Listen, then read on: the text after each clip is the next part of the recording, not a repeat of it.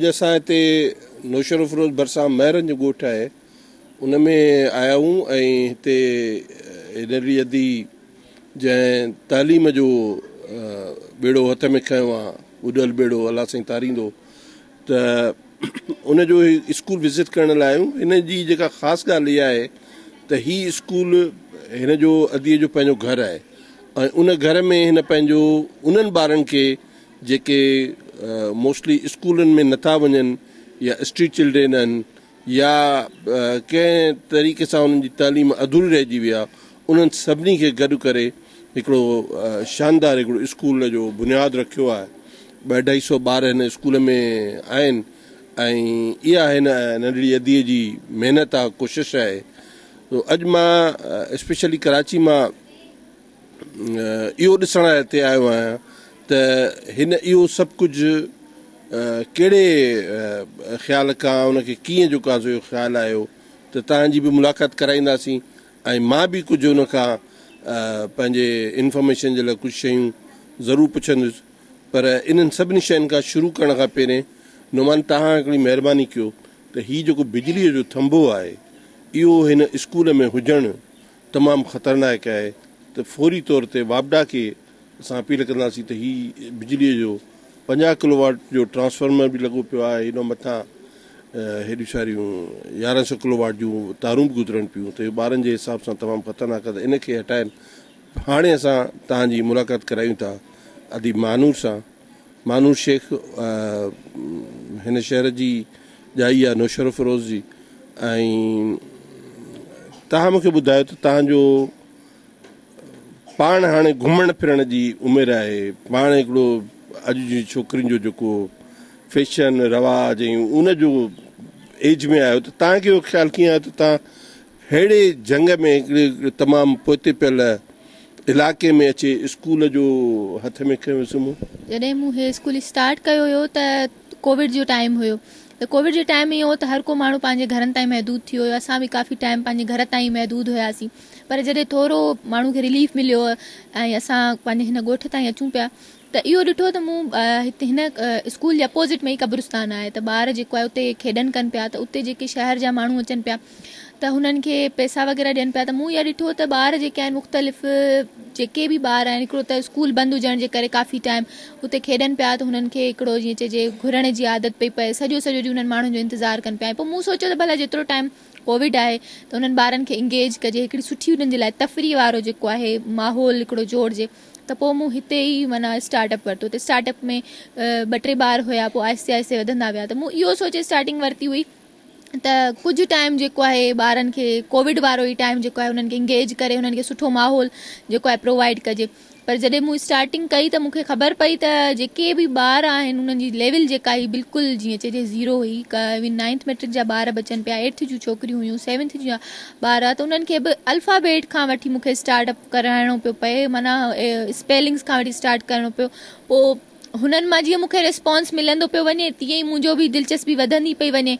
ऐं हींअर जेको आहे ख़ैर सां 3 साल थी विया आहिनि हिन स्कूल खे हिते ई हलंदे। ऐं हिन स्कूल जी में इहो बि आहे त मुख़्तलिफ़ ॿार अचनि था, मुख़्तलिफ़ ॻोठनि जा, न सिर्फ़ु महरनि जा, पर हिते 3-4 ॻोठ हितां जा कनेक्टेड आहिनि, उतां जा ॿार अचनि पिया, इवन मचुर मां बि काफ़ी ॿार अचनि पिया। त माना हिन स्कूल जी ख़ासियत इहा बि आहे त न सिर्फ़ु हितां जा पर काफ़ी इलाइक़नि जा ॿार बि। स्कूल त हिते ॻोठ वारनि जो रिस्पॉन्स कीअं हो? मतिलबु त तव्हांखे हिननि वेलकम कयो या रुकावटूं विधियूं? इहो मतिलबु असां सिंध में हिकिड़ो आम रवाजु आहे त तालीम खे एतिरो अहमियत असांजा दोस्त न ॾींदा आहिनि, त तव्हांखे कीअं हिते रिस्पॉन्स मिलियो? जॾहिं मूं स्टार्ट कयो त सभ खां पहिरियां त हिते कंपेन हली हुई त हीअ शहर जी छोकिरी आहे, हिनखे पंहिंजूं छोकिरियूं जेको आहे न मोकिलिजो, छो त ख़राबु करे छॾींदव। पोइ बाक़ाइदा ॿारनि खे झलियो वियो, उन्हनि जे पेरेंट्स खे झलियो वियो। पोइ इहो थियो त मां उन्हनि जे पेरेंट्स खे बि कुझु कन्विंस कयो। ऐं उनखां अलावा मूं हिकिड़ो इहा शइ कई त 1-2 छोकिरियूं जेके मूं वटि आयूं पढ़णु पंहिंजनि ई जेको आहे हिननि जो हुयूं, त उन्हनि खे मूं पाण सां गॾु जीअं चइजे त हेल्पर तौरु उन्हनि खे मूं टीचिंग में तयारु कयो। ऐं हुननि खे मां एज़ अ बोनस तौरु उन्हनि खे रिवार्ड तौरु उन्हनि खे जेको आहे कुझु न कुझु ॾींदी हुयसि। त पोइ इहो थियो त हिकिड़ो त हुननि ॻोठनि जे नज़रुनि में इहो शइ जुड़ी त असांजूं घटि पढ़ियल छोकिरियूं बि पंहिंजे पेरनि ते बि बीहनि थियूं, त असांखे जेको आहे हाणे उन्हनि खे मोटिवेट करणु घुरिजे। ऐं ॿियो मूं मुख़्तलिफ़ एक्टिविटीज़ खे इंट्रोड्यूस करायो। जीअं मिटी मां हुननि खे पढ़ाइणु शुरू कयो, मिटी मां ईअं पढ़ाइणु शुरू कयो त जेकर असां ए फॉर एपल पिया पढ़ूं त हुननि खे मां क्रिएट करायां पई, ए फॉर एपल ठाहिण, बी फॉर बटरफ्लाई ठाहियूं पिया असां। त ॿार जेके हुया सॼो ॾींहुं मिटी सां कनेक्टेड हुया, त हुननि जे लाइ इहे शयूं नयूं हुयूं, त हू अचनि पिया, माना आख़िर में मूं इंट्रोड्यूस जो करायमि, इहे शयूं थी वियूं। ऐं उन खां अलावा असां जेको आहे फूड एक्टिविटी कराइणु स्टार्ट कई, मुख़्तलिफ़ जीअं सीज़नेबल फ्रूट्स थी विया या जेके बि शयूं थियूं उहे असां करायूंसीं। उन खां अलावा हिते ब्रश एक्टिविटी बि थींदी आहे, त जीअं ॿारनि जो सफ़ाई जो बि ख़्यालु रखियो वञे।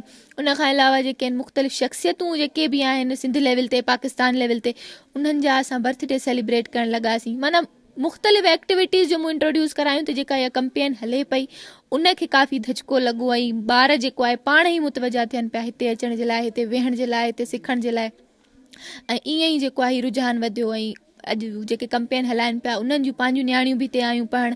ऐं हींअर मां चई सघां थी त हिते तक़रीबन नियाणियुनि जो रेशियो हींअर तमामु घणो आहे। हिते जेको तइलीम जो सेक्टर जा जेके ऑफिसर आहिनि या जेके तइलीम जा कर्ता धर्ता आहिनि, उन्हनि जो रिस्पॉन्स आहे, उन्हनि तव्हांखे मतिलबु कीअं वेलकम कयो? हीअ त उन्हनि जे विच में स्कूल आहे लॻे थो।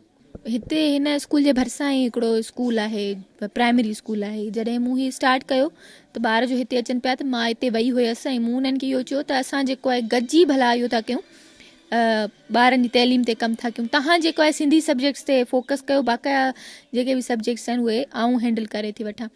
पर पोइ मूं ॾिठो त उहे सभई स्कूल में 3 टीचर्स आहिनि, उहे जेको आहे पंहिंजनि ॻोठ वारनि खे माना शिकायत कनि पिया त जेको आहे हीअ असांखे ॿारनि खे एॾे करे छॾे।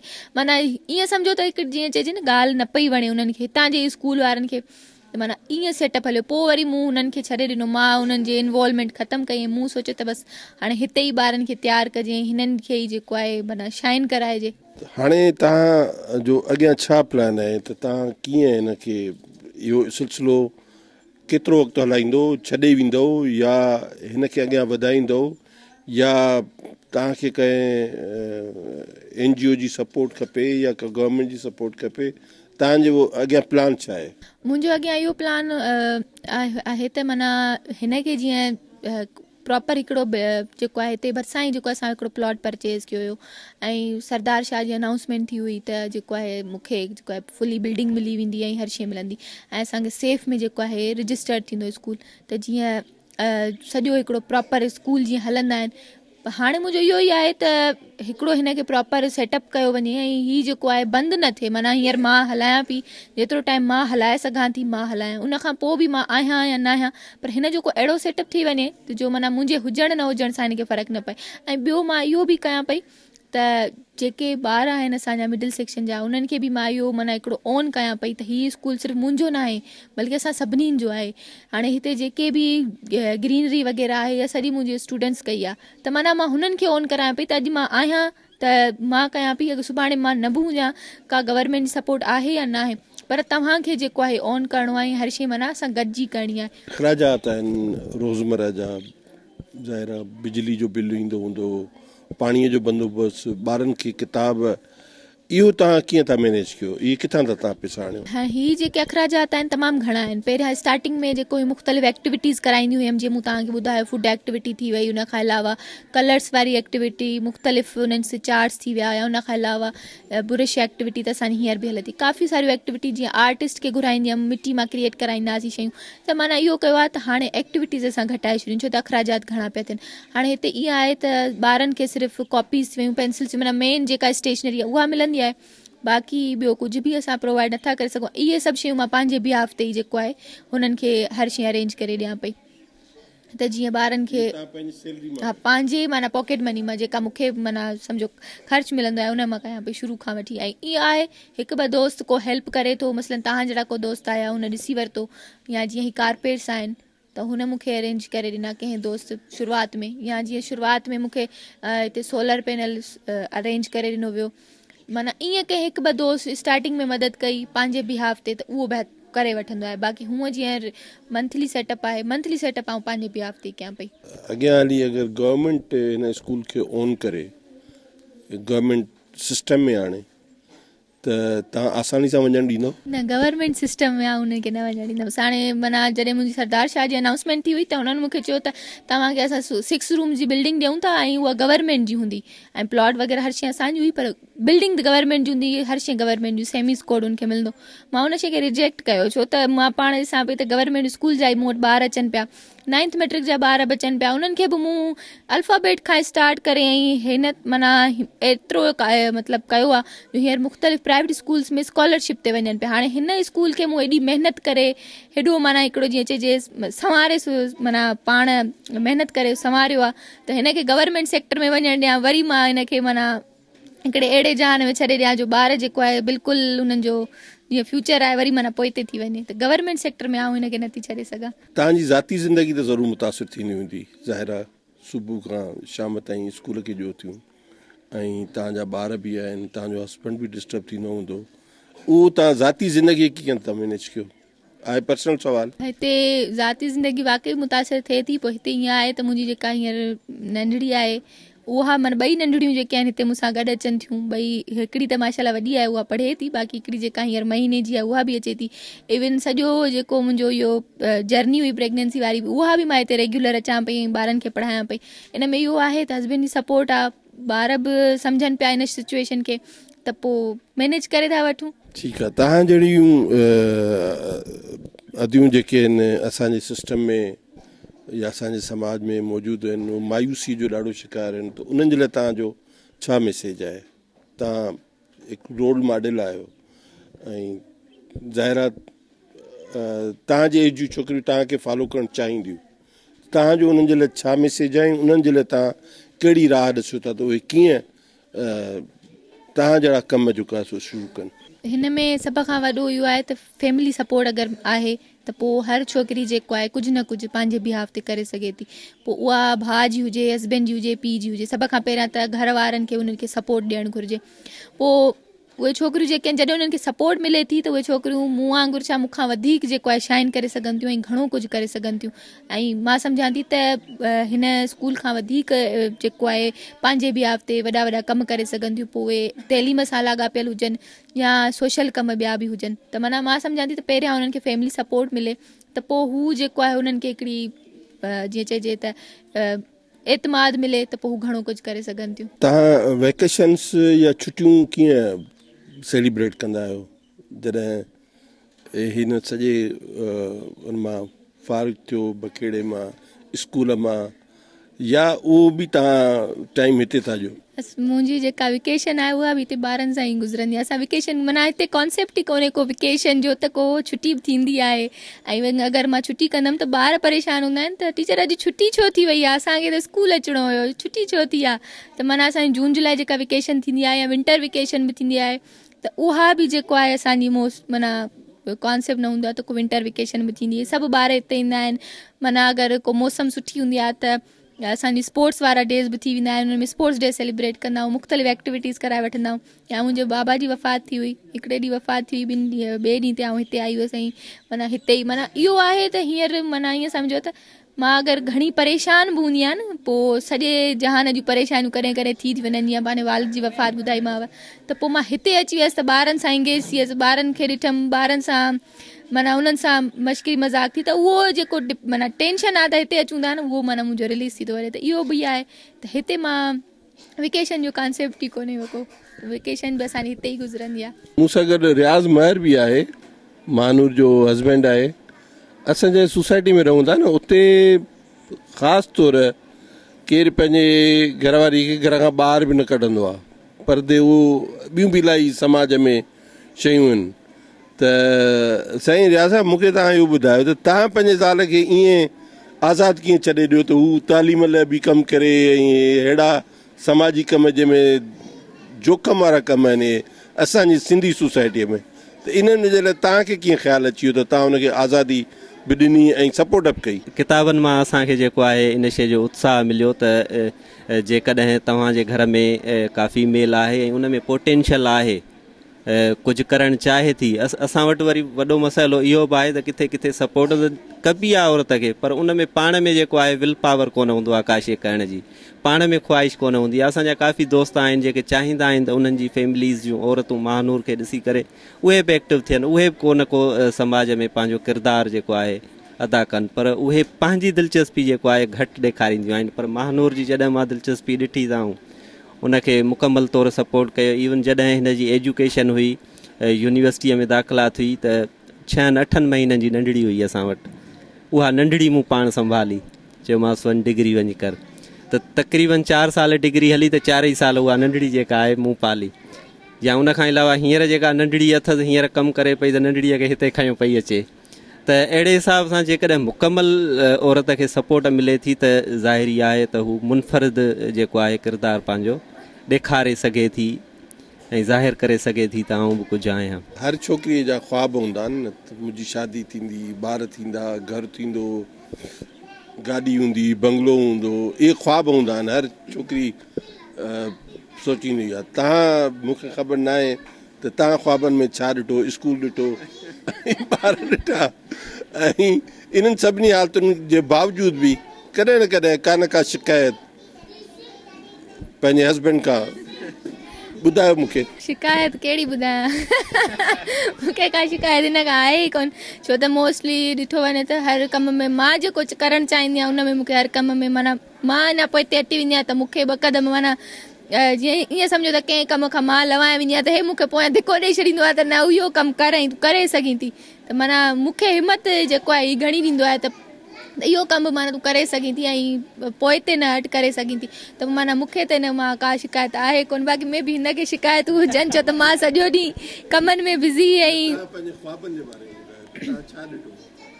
असल में मां जॾहिं पढ़ंदी हुयसि या अबू वारनि सां कॾहिं काॾे वेंदी हुयसि त मूं हिकिड़े दफ़े कंहिं होटल ते माना मां राति जो टाइम हुयो, असां लथा हुयासीं, त मूं उते हिकिड़ियूं माना जीअं चइजनि फीमेल हुयूं ऐं फ़क़ीरियाणियूं हुयूं, त मां उते असां मानी पिया खायूं, उहे आयूं असांखां वठणु, त मूंखे उन्हनि चयो त जेको आहे असांखे माना पैसा ॾियो, त माना मुंहिंजी इहा हिकिड़ी ईअं सम्झो हैबिट आहे त मां हर माना फ़क़ीरनि खे पैसा जेको आहे मां न ॾींदी आहियां। मां सम्झंदी आहियां उन्हनि खे अगरि असां पैसा ॾींदा आहियूं त असां उन्हनि खे हिराईंदा आहियूं। फीमेल हुयूं त मां उन्हनि सां थोरी कचहरी कई, चयो मान त पढ़ो छो नथा या ईअं, त हुननि मूंखे चयो त असां में पढ़ण खे एब सम्झियो वेंदो आहे, असां पिनण असांजो बहितरु सम्झो वेंदो आहे, उहो फ़क़ीरियाणियूं पई चवनि, असांजे पढ़ण में एब सम्झो वेंदो आहे, त मूं चयोमांसि पढ़णु त अञा बहितरु आहे, उनखे मां मोटिवेट कयां पई। त हुननि सॼो पंहिंजी जर्नी ॿुधाई, त उन टाइम मूं इहो सोचियो त माण्हू को अहिड़ो कमु करे, ऐं मुंहिंजी इहा ख़्वाहिश आहे त मां एजुकेशन ॿारनि खे ॾियां ऐं मां अहिड़ा माना कयां जो ॿारनि खे मां तइलीम ॾियां।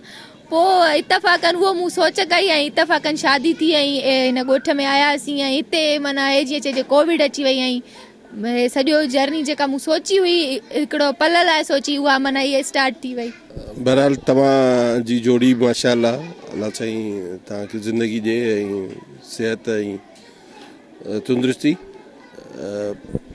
अॻियां तव्हां ॿिन्ही जो छा प्लान आहे, मतिलबु जॉइंटली प्लान तव्हां ॿिन्ही ज़ाल मुड़ुस जो छा आहे?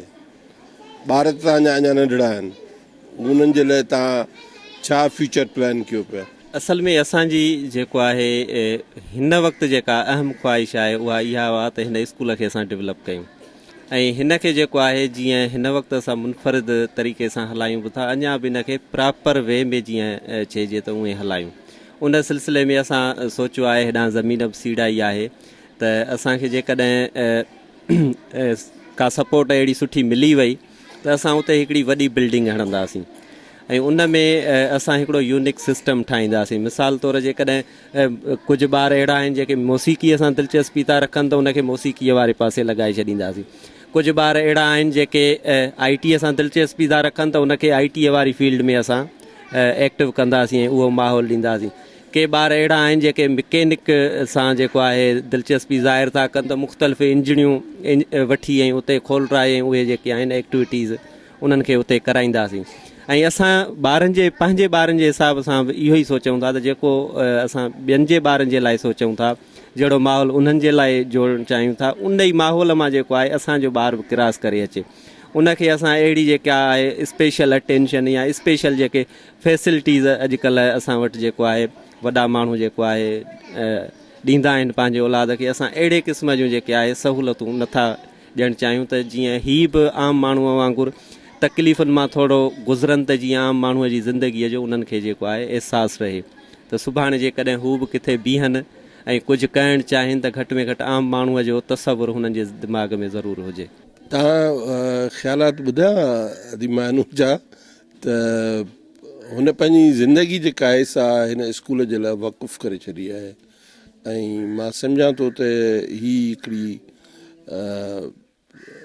उत्साहींदड़ शइ आहे, मतिलबु हिकिड़ो इनकरेजमेंट जे लाइ हिन इलाइक़े जे माण्हुनि खे हिन जी भरपूर मदद करणु घुरिजे, सपोर्ट करणु घुरिजे त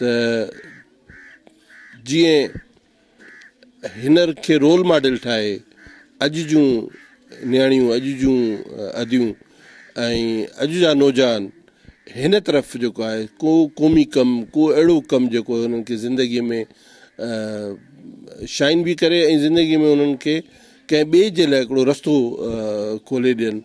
सो मां तव्हांखे सलूट पेश थो कयां छाकाणि त मुंहिंजो वास्तो रहियो आहे तइलीम सां थोरो घणो ऐं समाजी कमनि सां थोरो तमामु घणो यूनिसेफ सां गॾिजी बि कमु कयो आहे 10-15 साल। त असांखे तव्हां जहिड़े किरदारनि जो जा मिसाल घटि मिलंदा आहिनि सिंध में, इन जो तमामु घणो, उहो बि ख़ासि तौरु अगरि छोकिरी आहे त उनजे लाइ मुमकिन आहे त हिन क़िस्म जा एडवेंचर्स करे। मुंहिंजो त इहो ख़्यालु आहे त ही हिकिड़े क़िस्म जो एडवेंचर आहे जेको हिन अदी स्टार्ट कयो आहे ऐं असांजूं दुआऊं तव्हां सां गॾु आहिनि ऐं हमेशह असांजी सपोर्ट तव्हां सां रहंदी। जेका कुझु असां तव्हांजे लाइ करे सघंदासीं, हिन स्कूल जे लाइ करे सघंदासीं त उहो कंदासीं। मां वस वारनि खे इहा ज़रूरु चवंदुसि त हिन स्कूल खे सपोर्ट कयो। हिन स्कूल जूं जा जेकॾहिं की नंढा वॾा मसइला आहिनि त उहे बि तव्हां ऑन कयो, पर उन्हनि सभिनी खां वधीक हिन इलाइक़े वासियुनि खे रिक्वेस्ट कंदुसि त हिन स्कूल खे वधाए ऐं भरपूर मदद कयो त जीअं ही स्कूल पंहिंजे आबोताब सां हलंदो रहे। वॾी महिरबानी।